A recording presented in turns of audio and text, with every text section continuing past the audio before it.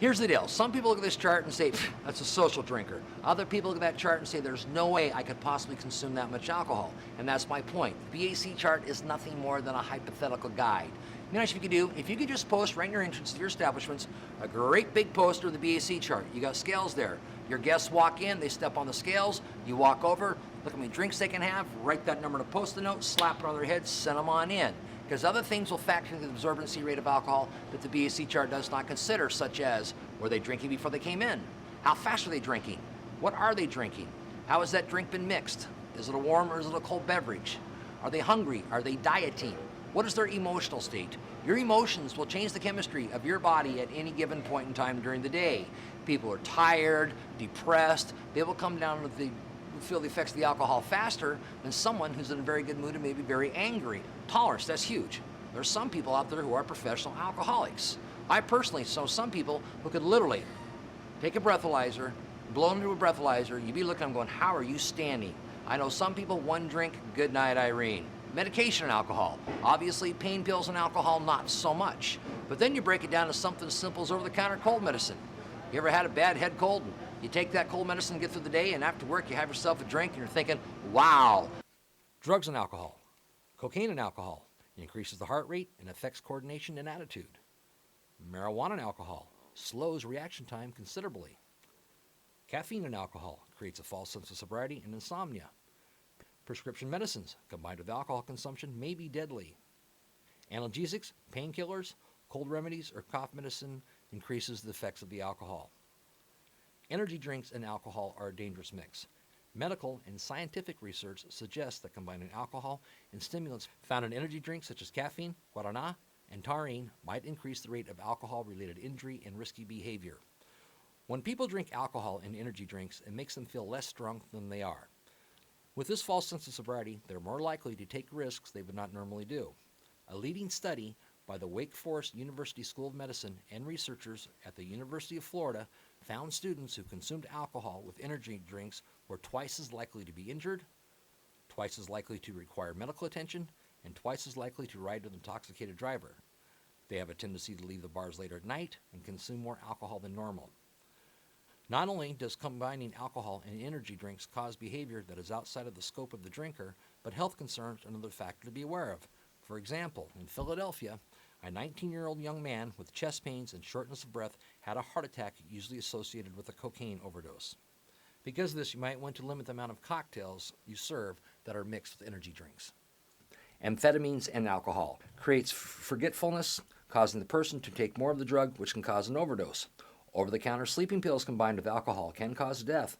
Club drugs mixed with small doses of alcohol can cause death and have been used as a date rape drug, such as GHB, ecstasy, ketamine, and Rohypnol. These four can cause an individual to lose control of muscles, drowsiness, and loss of memory. The above four mentioned drugs have all been used as a date rape drug.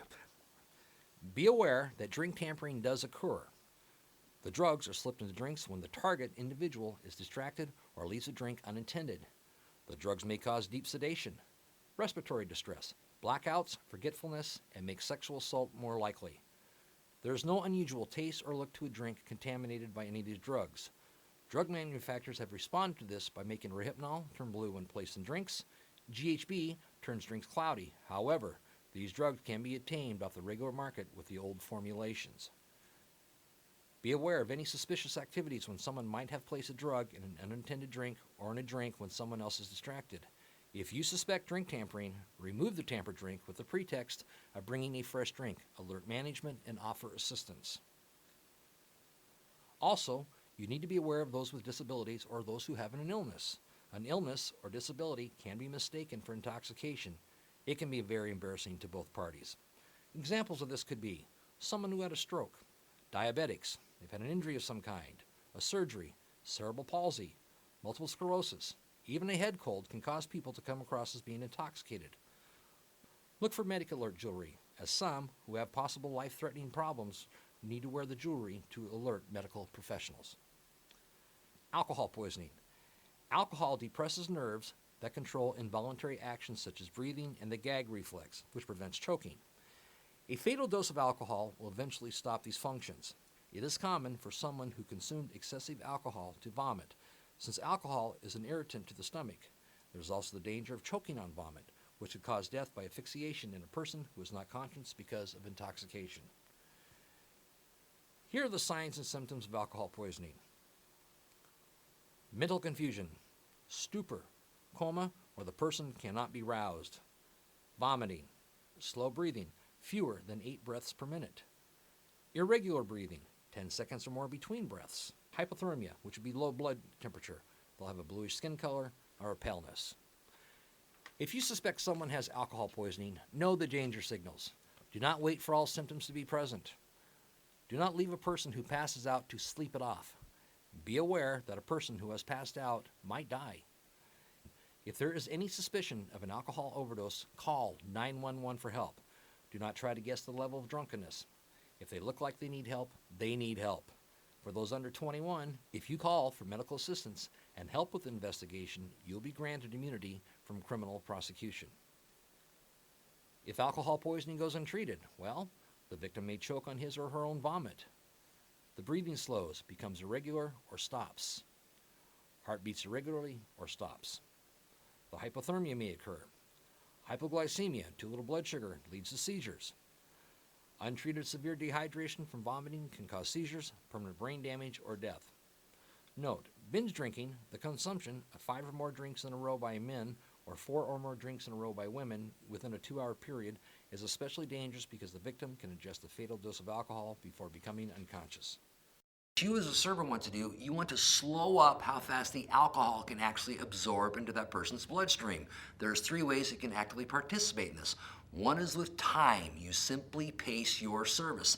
They don't get that drink unless you bring it to them, let them finish the drink, remove the old glass, then you can bring them out a fresh cocktail. 2 things happen there. One, you as a server, you're pacing how fast they can get the alcohol, and number 2, that's a form of better service.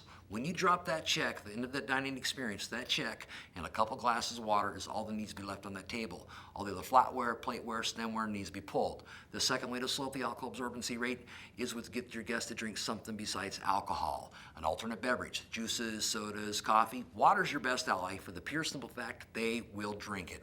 Have you ever noticed when somebody begins to get intoxicated, they'll drink faster? Well, it's because they're dehydrated. They want a fluid. Give them water, they will drink that water. Remind them, you'll feel better tomorrow. It's a trick. And the third, and one of the most effective ways to slow up the alcohol absorbency rate is with food. When you get people to eat food when they're consuming alcohol, 3 really good things are going to happen. 1, you as a server, you're going to increase your check average, which is going to increase your what? That's right, your tip. Number 2, it's good for your working out, your selling product. And number 3, it will keep that person sober longer by slowing up the absorbency rate.